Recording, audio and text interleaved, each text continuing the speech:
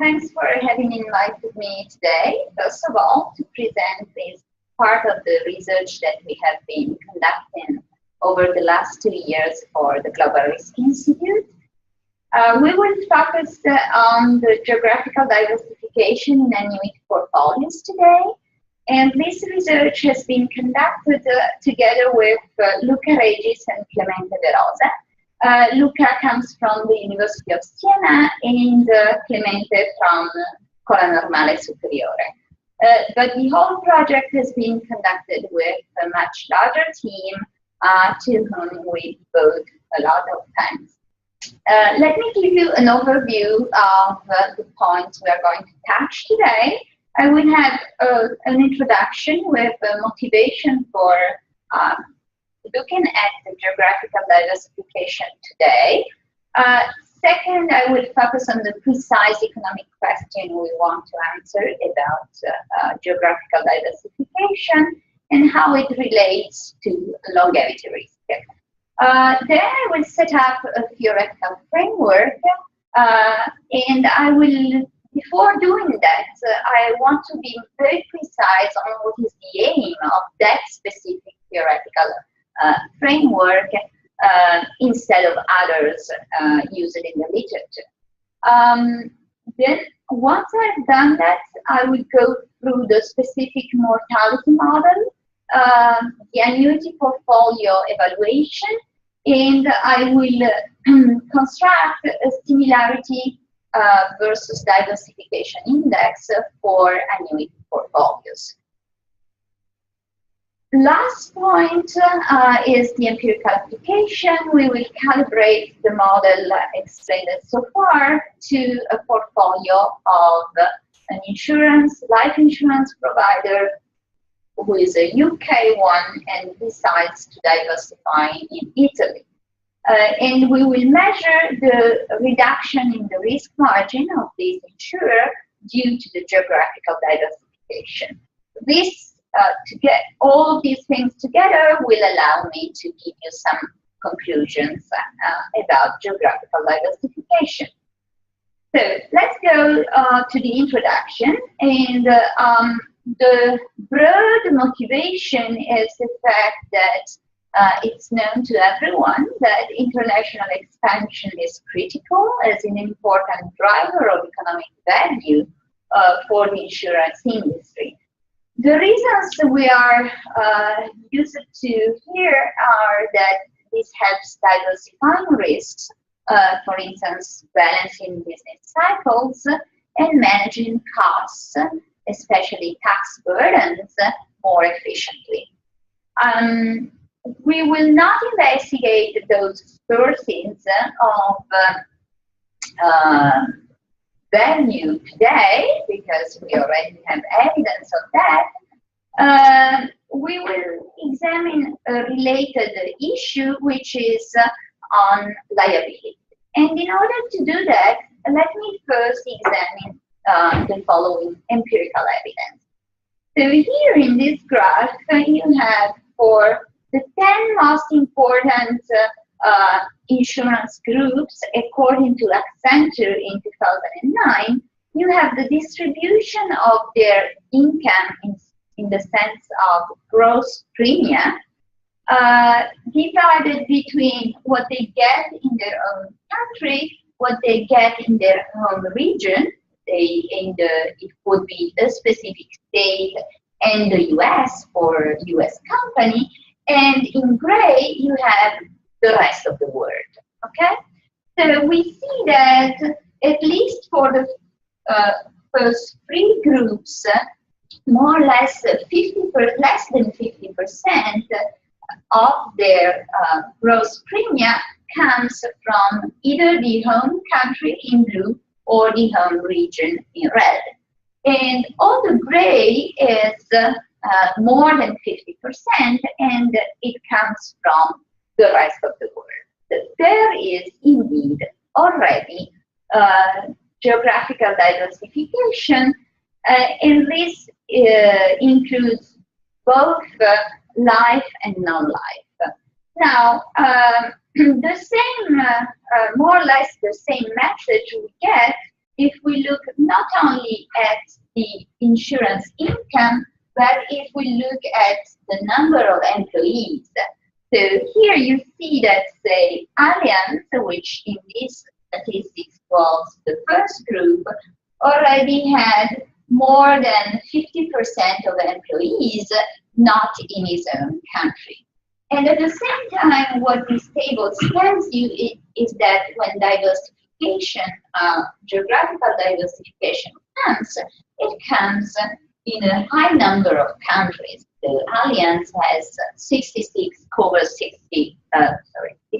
countries. So there are different perspectives under which we can look at how much diversified they are.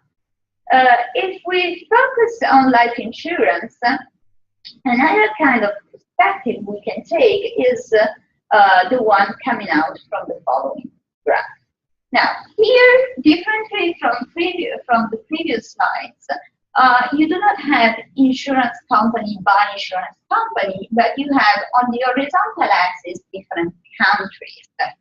And for each country, you have a bar which says how much of the undertakings in that country are due to local insurance companies and how much are due to foreign insurance companies. Okay? In particular, foreign subsidiaries in red and foreign branches in gray. So if I take the first case here, which is Austria, Austria has more or less more than 50% of the undertakings which are for its own insurance companies, and the foreigners at present, because this is 2013, so it's more recent, are already due to foreigners. There are situations in countries like the Czech Republic, which is the second, in which the market is already 100% covered by foreigners. Okay, so this gives you a perspective proper of life insurance in terms of number of undertakings. You can have also a similar perspective if you look at the gross premium instead of looking at the number of undertakings. Okay, so there are countries which have been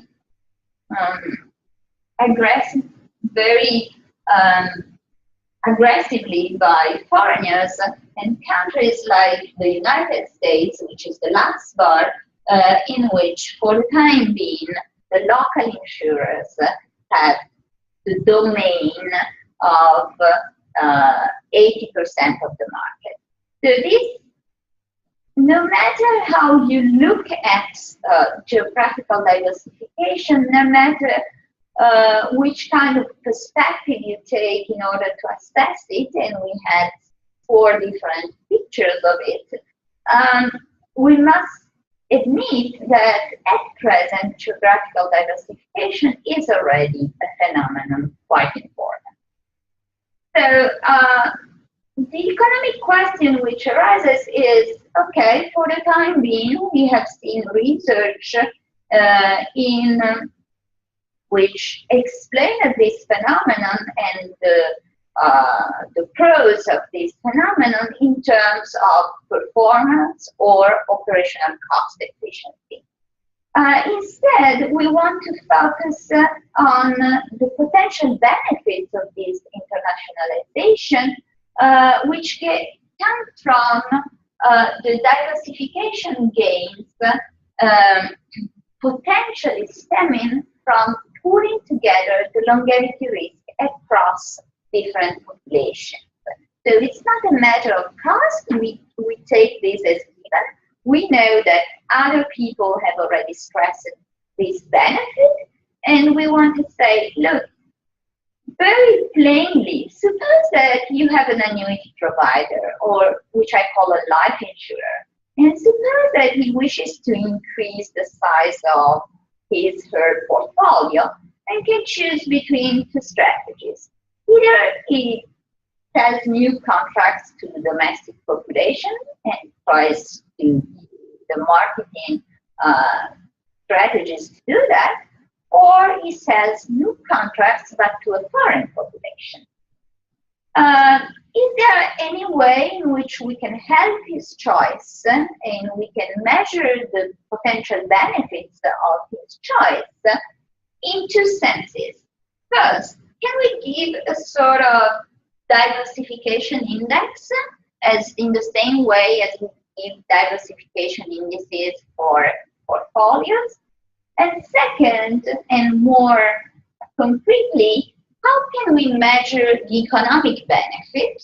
Okay, and the measure which comes to my mind is, can we assess how much his risk margin can be diminished by the international diversification? I expect him to be able to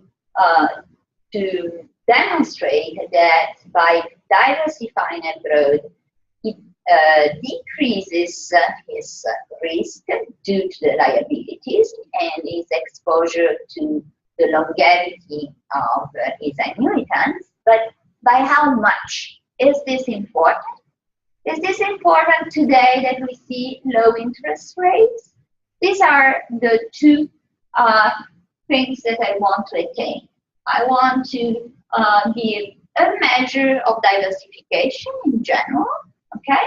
And I want to assess for any given measure how much this contributes to lowering the risk of this annuity provider.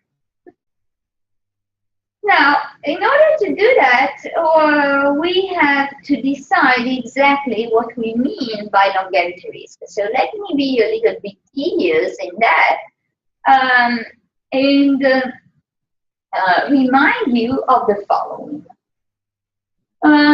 Here you have a picture in which on the horizontal axis you have calendar time, so from 2000 to 2050.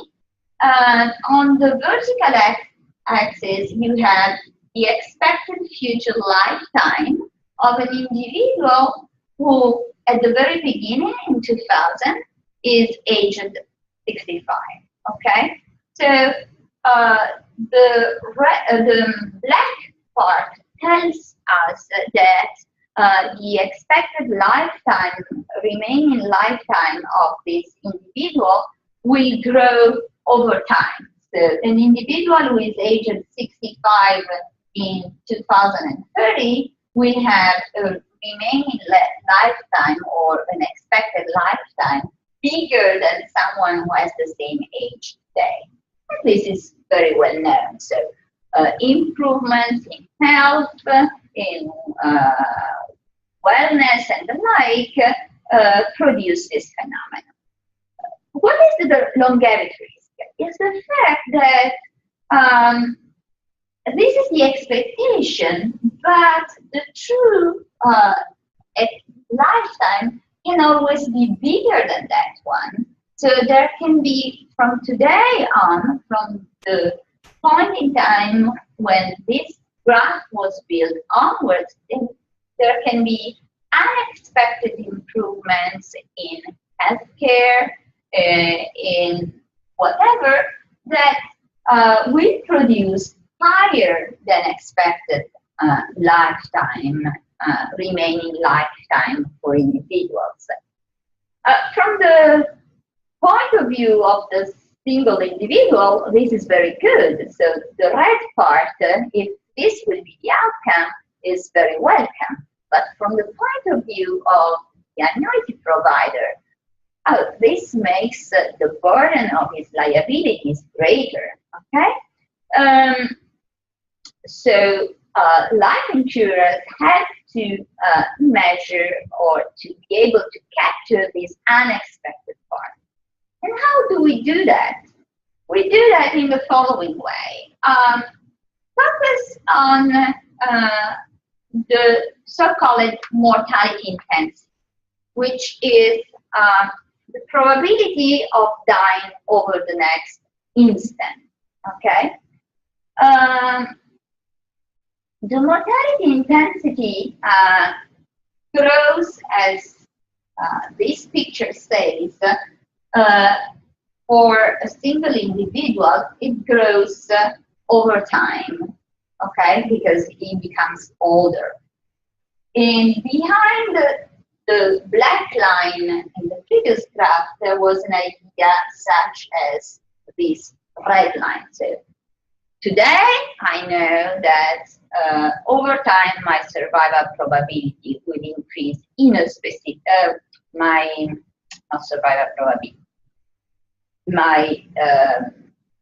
mortality intensity will grow up because as a 65 years old person, I will become older and older.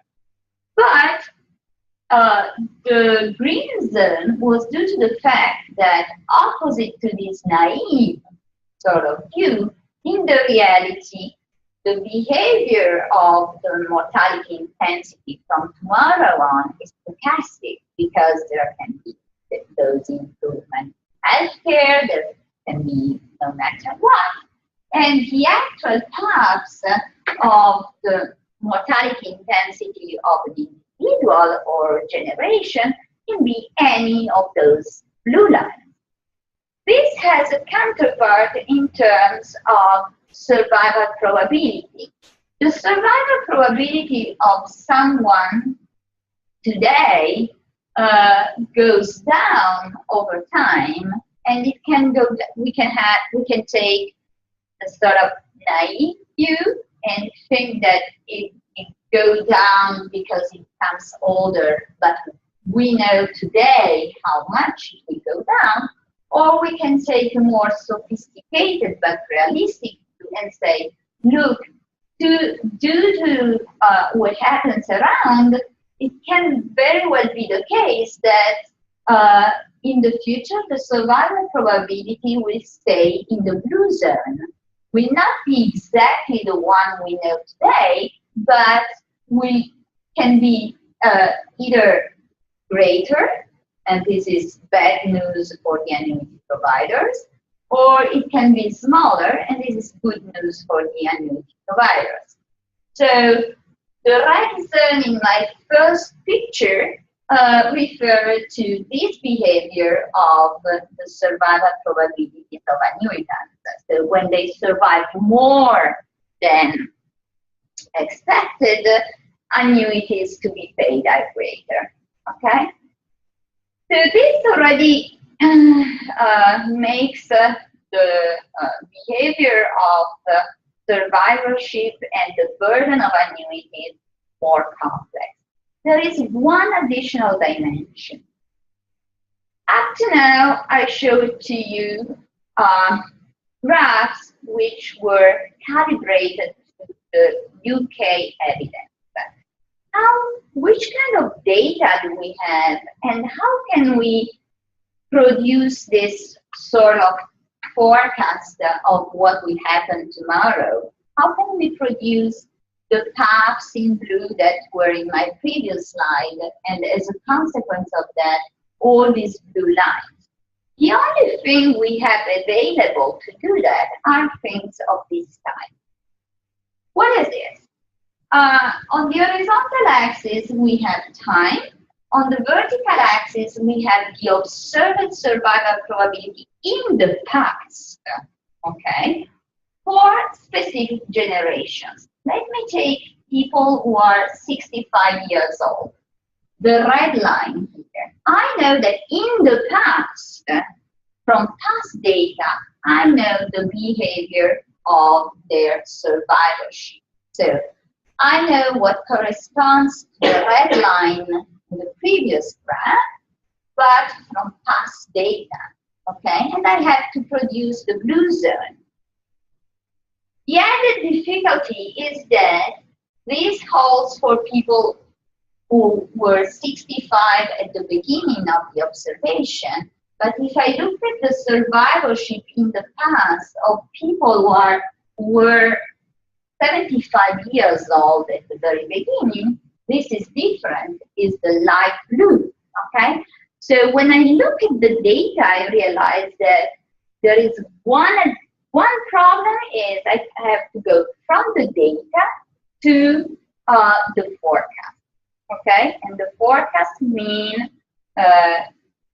even a forecast of the whole blue behavior. Second, I have to do this for different generations, okay? How do I do this? I do this by building a model which, once fitted to the past, will permit me to build things of this type for the future, okay? Now, when I do that, I also have to model the correlation across the different generations. Here you have a curve for each generation. Our generations here are defined by the year of birth, okay? And apparently they go all together, but we have to measure exactly how much they go together in the past and therefore in the future. If you consider the problem of international diversification, you know, you have that plot, which is exactly the one of the previous slide for the UK, but suppose that you have an insurer who wants to go to Italy and to sell products in Italy. He has also a similar picture for Italy, okay? So he has to measure also the dependence across the different populations. Not only the dependence in the generations of his own population. So this becomes a very challenging problem in terms of modeling and then measuring. There have been, I suggest that we skip the text here and we go only to the last bullet. The last bullet says that obviously we have a number of models in the literature which address this problem. And the real problem that I see in order to implement those models, which are absolutely outstanding and they have been used a lot and remarkable pieces of modeling, is that usually the number of parameters that one needs to estimate is very high. And we know how delicate it is to implement models that require a large number of parameters. First of all, you need a huge number of data, and for survival probability, usually we have one entry per year, so we don't have many data. So when we try to figure out the theoretical setup to assess this geographical diversification, the first thing we said is, okay, we want to account for different generations, okay, and for different populations, because we have those pictures I showed to you before, but we want to do this in a parsimonious way. We don't want to have too many parameters. We also want to have a similarity or diversification index, as according to my questions at the very beginning. We want something which is analytically tractable and which can be coupled with interest rate risk models, allowing us to compute sensitivities and hedging ratios.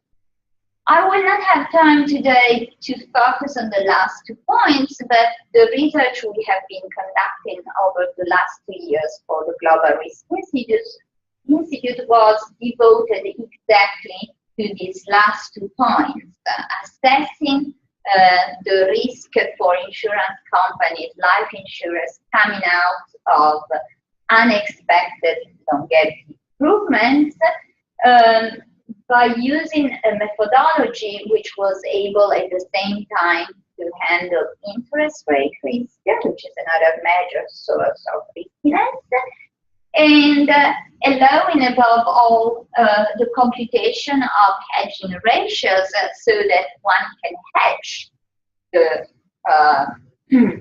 risk exposure once he has measured it. Okay, so for the last 2 points, one can use even in the in today's context, so the geographical diversification case, all the machinery that we have been proposing in our report. Okay, so this fits perfectly with the aim we had and the kind of hedging strategies that we propose. And indeed, in order to answer today's question, we go back to what the basic description of longevity, mortality intensity that we used in the past.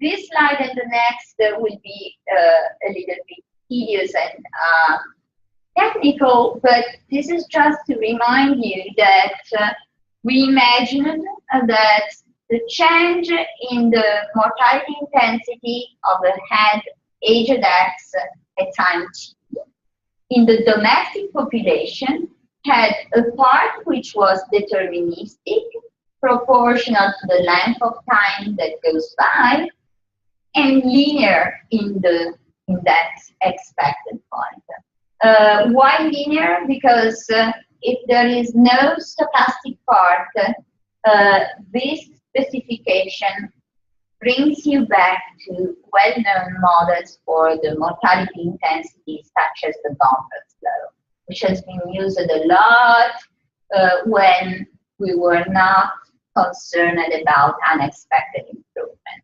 Okay, so the traditional literature contains this model that's. Then, what we added in our previous research was a stochastic part. This unexpected part is proportional to the square root of the intensity, just to keep intensity positive, according to a coefficient which is sigma, and the higher is sigma, the higher is all others equal, the unexpected part of the change. And then there is a shock, which is the reason why this is the unexpected point. Okay?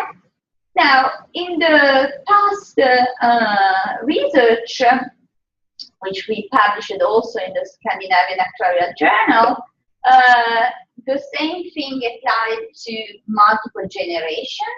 So instead of having one generation X, you have generation Xi, and the index goes through the generations.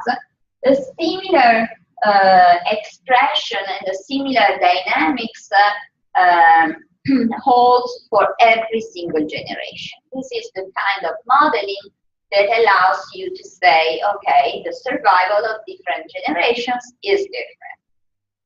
And to calibrate this model, one has to decide which is the choice of the constant A, B, and sigma for each generation that fits best the observed curves I showed to you before. Now, when it comes to having a foreign population, and here comes the novelty of the model have been used only for this paper.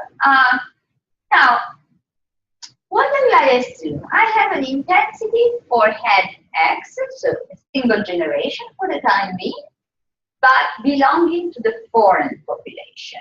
And very simply, I say, look, according to me, this is delta percent exactly equal to intensity of the domestic population. And for the remaining part, 1 minus delta, it's driven by another intensity, which I call lambda prime. Okay, so if delta is equal to 1, this means that in a specific generation, the foreign population is exactly the same as the domestic. Okay? If delta is equal to 0, it's completely different. Okay? And you will see that when we calibrate this, we put ourselves in order to show how beneficial diversifying internationally can be from the point of view of the liabilities. We put ourselves in a context which is UK and Italy, where delta is in principle very high. Okay? So in principle, the mortality for each generation of Italians and UK people is quite similar. We are not too different. We are not in Africa and Europe. For the time being, we are all in Europe. And you will see that once we calibrate, because delta is calibrated from the data, it's not something we impose, we will extract it from the observation. In my numerical part, I will put myself in an example in which delta is very high. Not 100%, but it's very high. So if diversifying from the UK to Italy is beneficial in spite of people surviving and dying more or less in the same way, it will be even more beneficial if you allow me to take as an example two populations which are very different. Okay, they have very different habits, dietary habits, and the like. What is lambda prime? Sorry? What is lambda prime? Lambda prime is an intensity which is proper of the foreign population. It behaves per se in the same way, but is subject to a shock which is completely different at each point in time from the shock of the domestic population. Okay? And in principle, when you have multiple generations, you can think of this additional part being proper of each generation in the foreign population, but for the sake of keeping our presentation understandable today, I will focus on a specification in which this lambda prime is the same for every generation in the foreign population. So, in our example, the Italian population, which will be the foreign population, will be a mixture in terms of probability of dying over the next instant of what happens to the UK and something which is proper to Italy. But for Italians, the shock and the part which is idiosyncratic with respect to the UK will be the same for all generations. Okay, this will be in my numbers today, but the model that you have in the paper is the model which can incorporate also different lambda primes for each different generation of Italians. So different for people aged 65, 66, 67, and the like. Okay. So this is a sort of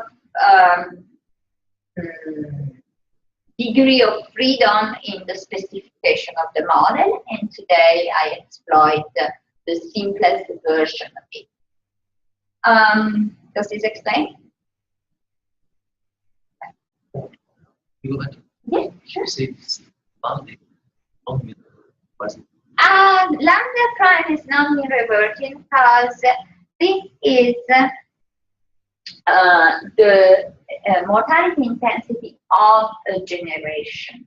Okay, so for each generation, for me, my mortality intensity as over time, so when time t changes from today to tomorrow and after tomorrow, my mortality intensity cannot mean revert, unfortunately. It will go up, okay? As I become older, it goes up. There were models in the literature in which, in order, to mimic too much, let me say, what we assume in finance for interest rates, those intensities were mean reverting.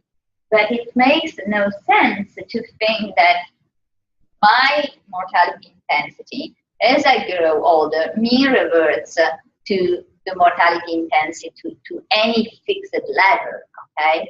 It goes up because I become older, and that's,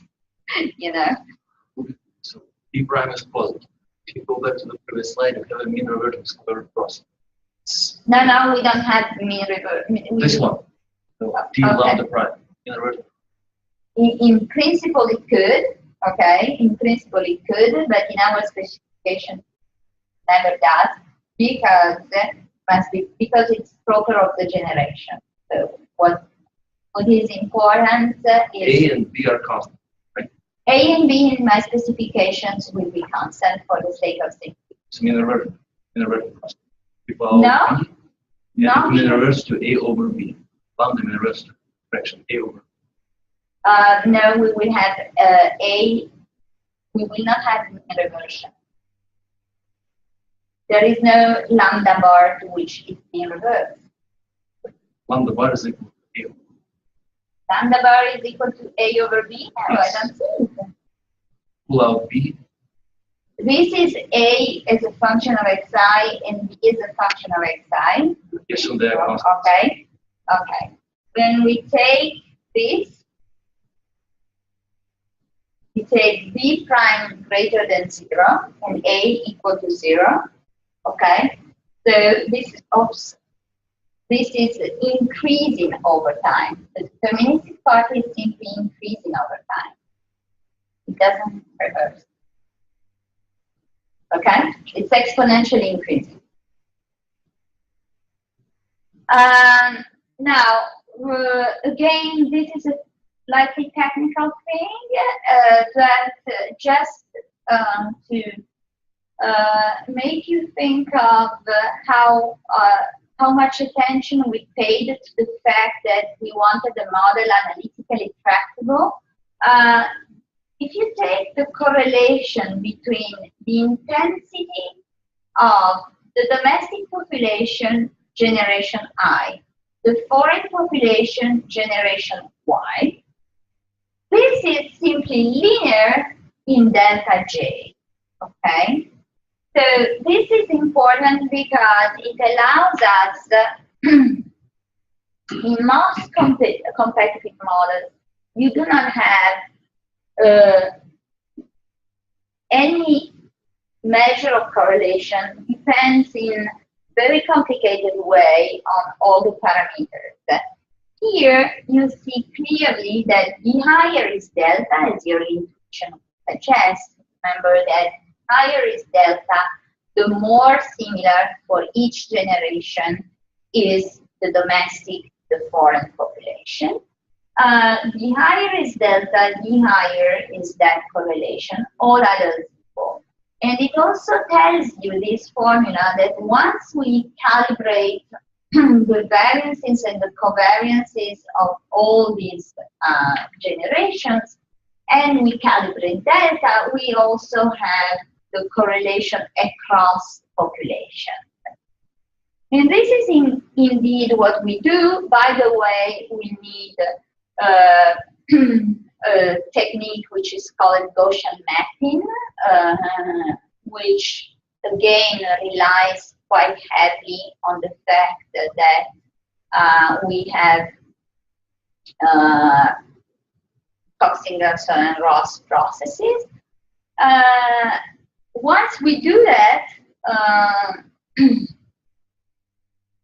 we will have exactly a measure of correlation between two generations of different populations. Before we go to the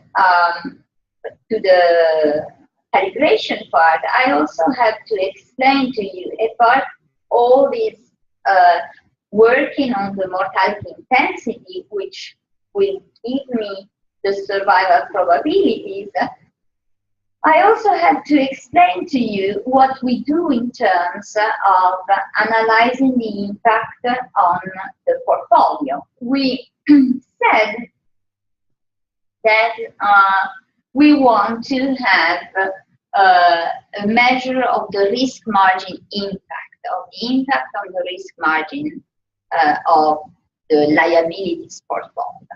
How do we do that? Okay, first, for any portfolio of annuities sold by an insurer, we just know the number of annuities sold to heads of a given age. We know the fair value or the actuarial value of each one of those annuities, which is a function of the survival probability. So all my machinery around the lambda will allow me to give a specification for the survival probability. Using this and the discount factor, I get the actuarial value of each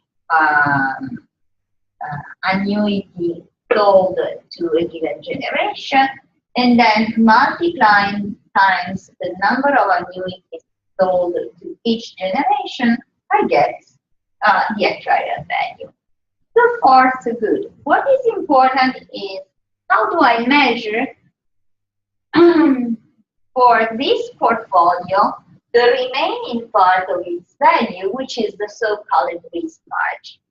For the sake of our work, we decided to take as a risk measure the discounted value at risk at a given confidence level of the unexpected actuarial value in the future at a given time horizon capital.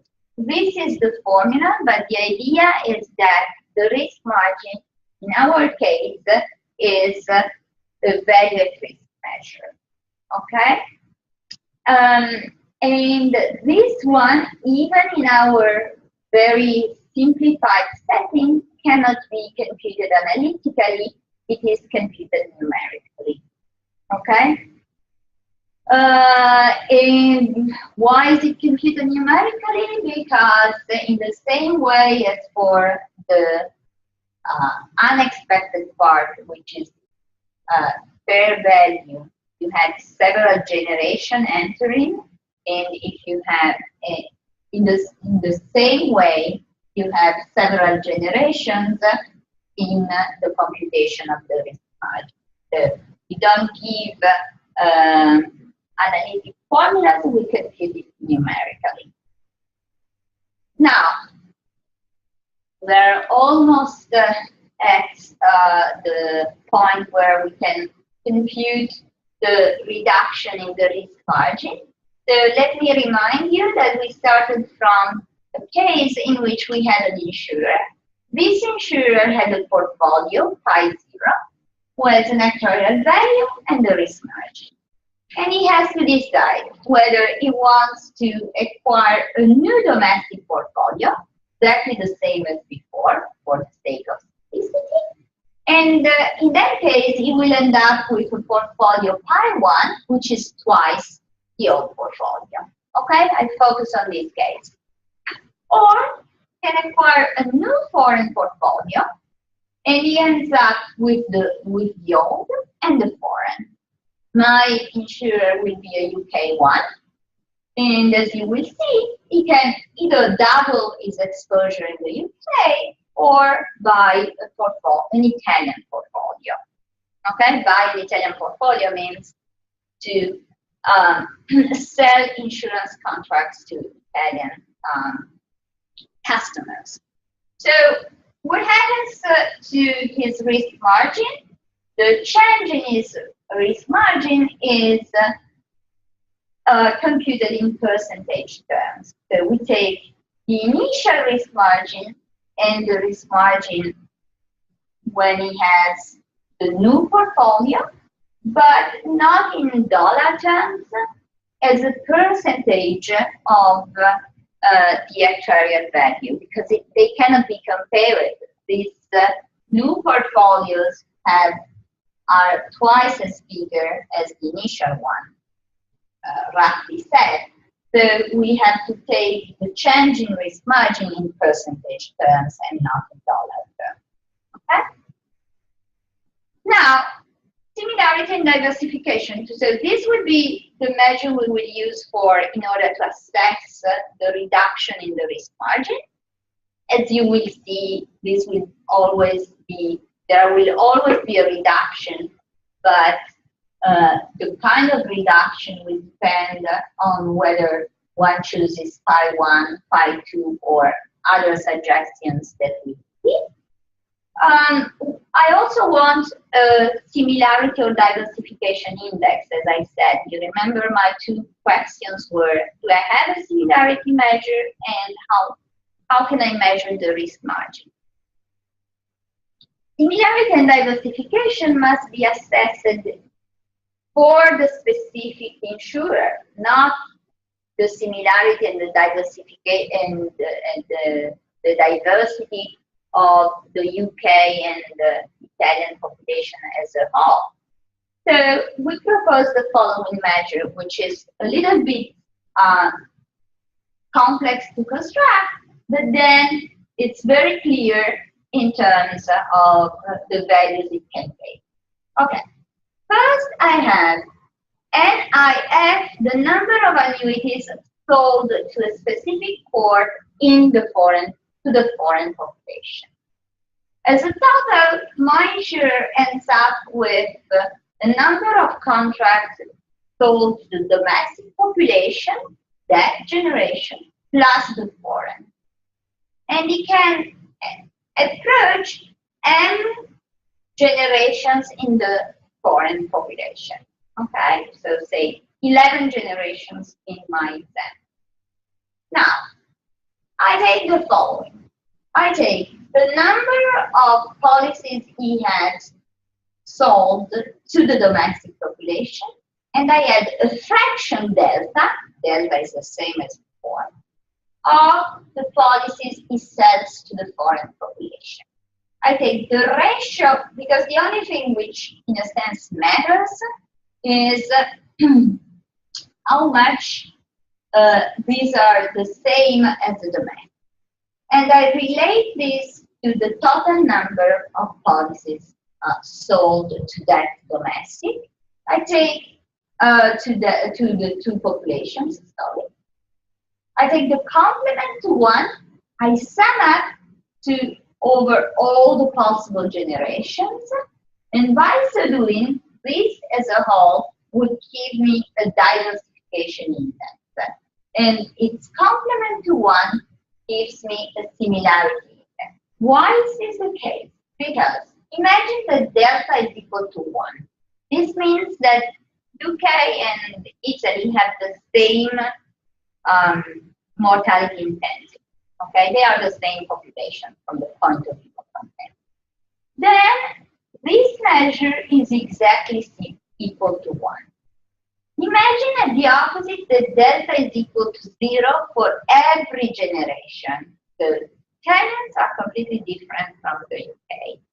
And in addition, because this is insurers, imagine that this insurer is so clever that no matter how we started from, where it started from, so how many contracts he had sold to the domestic population, letting these contracts constant, he pushes, given that delta is equal to 0, he pushes the number of contracts sold to the foreign population for each generation to stay plus infinity.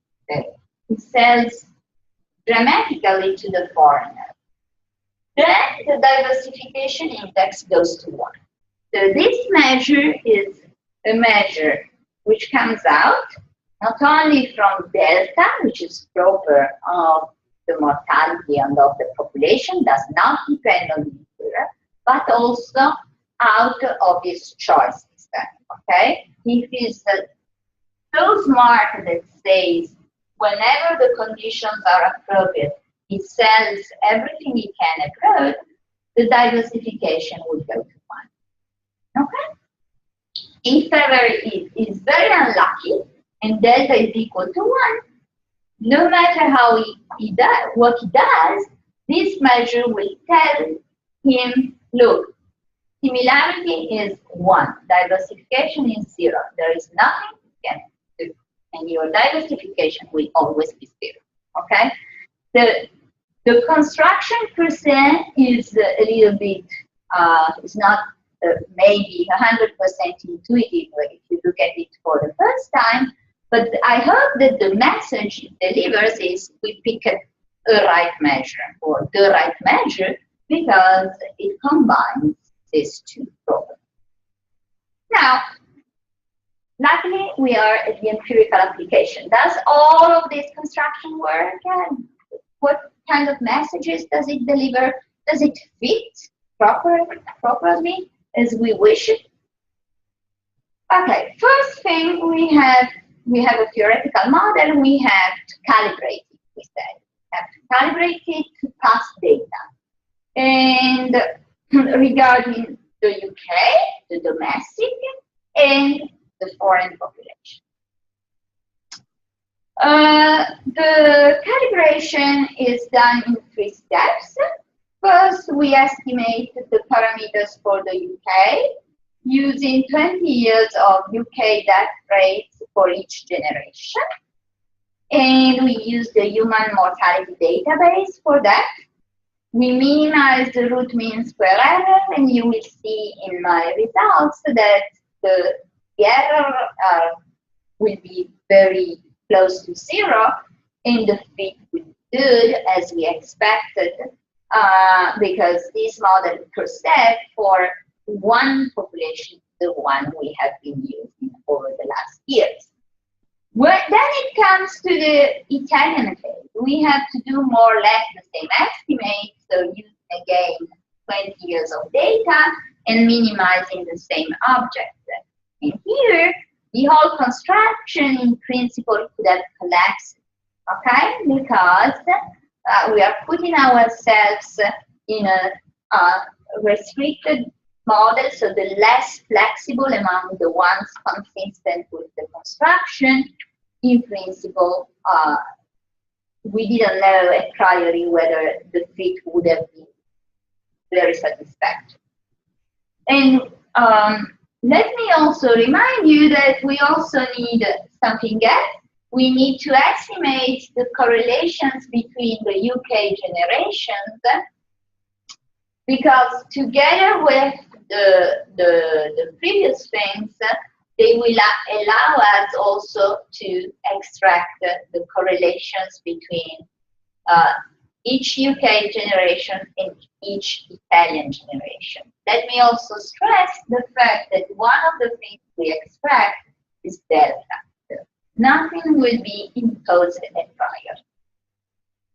Okay, this is a table in which we just provide the values of the constant for the UK population and the root mean square errors that you see are quite low.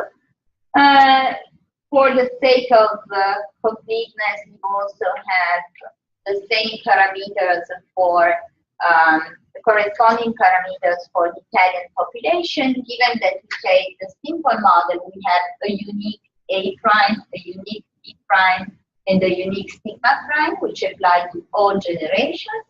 But you see that the delta is different. For each generation, I have a different loading on the foreign. So I can say, in a sense, that 65 old people, they have an intensity which for close to 81% is the same as the UK. The numbers are always very high. So again, this tells you, as expected, that UK and Italian people are very similar in terms of mortality, and if we can show that geographical diversification is good, in this case, it would be even better if you take two populations very far apart.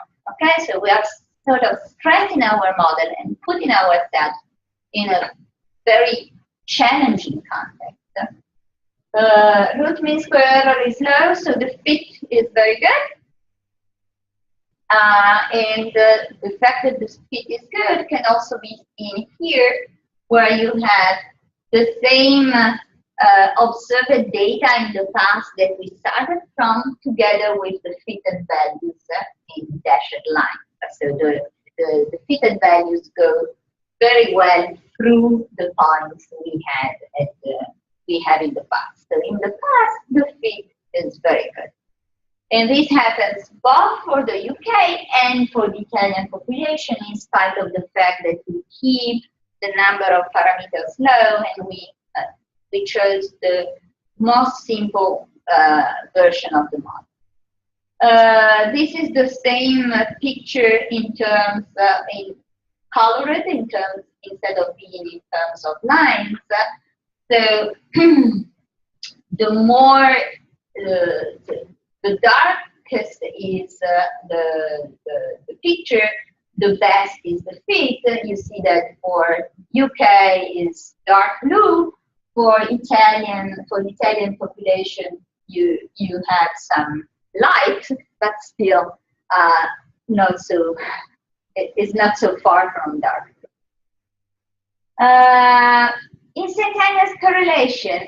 This is something we are very proud of. So we do not impose a correlation between the generations. We extract it from the same, from the not the same, but from specific data.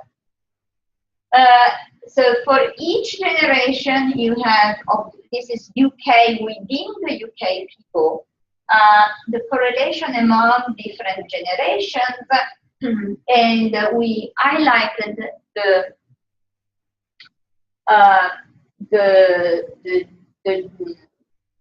minimum in each column. So obviously these generations are very highly correlated, and therefore the minimum is already higher than 99%. These are people very close in age, so we do not, this is what we expected. With all the entries before, without any further computation, we are also able to compute the correlation between populations. So here you have 65 years old UK people, 65 years old Italian people, Italian heads. Okay, so this is not the same as before. And again, we highlighted the minimum. Look, the minimum is 98, 97, 97, so on and so forth. Okay, so delta was a number, and this is the correlation between the intensity following a given delta. Which again is another way to say, look, we are in a very difficult situation in which, in principle, we do not see any advantage diversifying in a population which, even if you go generation by generation, is so highly correlated between the UK and Italy. We can also extract the covariance matrix, and again, in this covariance matrix, the darker it is, the smaller is the covariance here. The light yellow tells you that the covariance instead is high. Okay, so if one decides to mix these two populations in his portfolio, he probably shouldn't pick the generations for which the covariance is high, because it's not worth in order to diminish the risk margin. He should pick 66 years old people, Italian guys, because they are the ones which are less correlated with all the others. And we will see that indeed this will be the case. Now, let us finally measure what happens to this guy. This guy starts from a portfolio for which we have the actuarial value, the risk margin, the total value as a sum of those two. But in order to read this table, I suggest that we concentrate on its percentage risk margin. So this UK insurer, as a result of having sold 100, this is the starting point, it's exogenous, of having sold 100 annuities to each generation from 65 to 75, $1 per year, and nothing to Italian people, he has a percentage risk margin which is 8.5%. Okay? So what do we hope? We hope that by diversifying in some way into Italians, in spite of the fact that these populations are quite similar, he can do better. And better means that to lower that risk margin. Okay? Indeed, if he had only Italians, if he had, that risk margin would be 7%. Okay? Now, imagine that he does the sort of silly thing, in that case, that he expands his portfolio totally at home. So he constructs a portfolio of contracts, which is the double that he had in the beginning, but doesn't diversify internationally. Okay, he stays to his percentage risk margin. If instead he constructs in Italy, he sells in Italy exactly what he sells in his own country, the risk margin goes down to 7.8%. So he cannot do as well as he could by destroying his business in the US, in the UK, and selling only in Italy. But he can improve his situation with respect to the initial one. Okay? So this is the benefit of diversification. And our diversification index says he reaches a diversification of 100% by doing so. Okay? Now, there is also something he could do. Given that diversifying in Italy is so good, he could keep his home portfolio and push its sales in Italy even further by selling twice as many contracts to Italians for each generation that he's selling at home. Well, this is a very nice take, and his risk margin goes down to even more. His diversification index goes up. Okay? Now, so far we said, okay, by diversifying internationally, he reduces his percentage risk margin, but we always assumed that it did for each generation the same thing. But we can say more, because we know that in principle, the smart move would be to use also the fact that different generations of UK and Italian people are differently correlated in terms of mortality. So let him do first the smart move of, if he can't go abroad, of diversifying in the UK by selling exactly the amount of annuities we were making him sell before, but to the best UK generation. So if we imagine that he diversifies, we make him sell 100 for 11 generations, so 1100 new contracts Okay, let him sell 1,100 new contracts, always at home, but to the best generation, which is in his case is 60. And this is a very smart move. Diversification index is still 0, but his risk margin goes down. It's even smarter than selling 100 contracts to each generation in Italy. Okay? But if you can do that at home, let him do that abroad. So he sells abroad, but doesn't sell 100. He sells to the best generation, the dark blue generation of Italians, the one least correlated to his own initial portfolio. He reduces further the percentage risk margin, and the diversification index tells us that it is at 18%. Okay? So in spite of the fact that these two populations were really similar, its risk margin can go down from 8.5 to 6.1. Okay? This table was for interest rate level equal to 2%. This is very optimistic, I would say, nowadays. So imagine that we repeat the exercise at 0%. Interest rate 0%.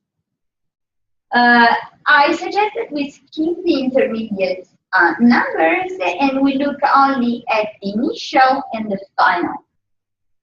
This guy initially, having sold 100% annuity to each generation in the UK, has a risk margin which is 11%, so higher than the 8.5 we had before. And we know this is unfortunately the case when interest rates are low.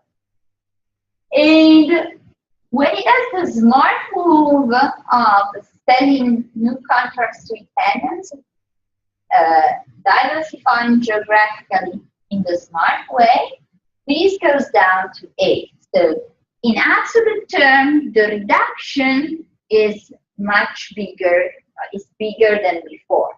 Okay, so this international diversification in terms of benefits to the risk margin is even more appropriate when the level of the interest rates is low.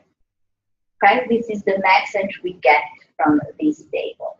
As a whole, so what we did is we proposed a model for the longevity, which is able to drive a suggestion for international diversification and how it impacts an insurer, which fits well with the empirical data. I remind you of our blue and yellow pictures for fit, which has these correlations endogenous and not, decided by the researcher, both within and across populations, but still, at least in this specification, a parsimonious number of parameters. It allows us to compute those similarity and diversification indices which one cannot compute outside our model because they depend on delta. Delta is proper of this construction, and which we think are quite telling. Okay, there are a number which stays between 0 and 1. So one understands how the magnitude. We showed that and by how much geographical diversification reduces risk margins, even in a stressed situation. So starting from two populations which apparently do not justify any diversification. we showed that the magnitude of the reduction depends on the similarity, because the higher was the diversification index, the higher was the reduction. And we showed that low interest rates amplify the effect of geographical diversification. And therefore, this problem of studying also on top of what the other people have correctly studied, benefits in costs, operational parts, studying the benefits on liabilities exposure is more important today with low interest rate than it was in the past when the level of interest rate was higher. Having said that, I thank you for your patience, and I hope enjoyed the presentation. In any case, you have all the details in the report, and I hope to have additional feedbacks from you from the report.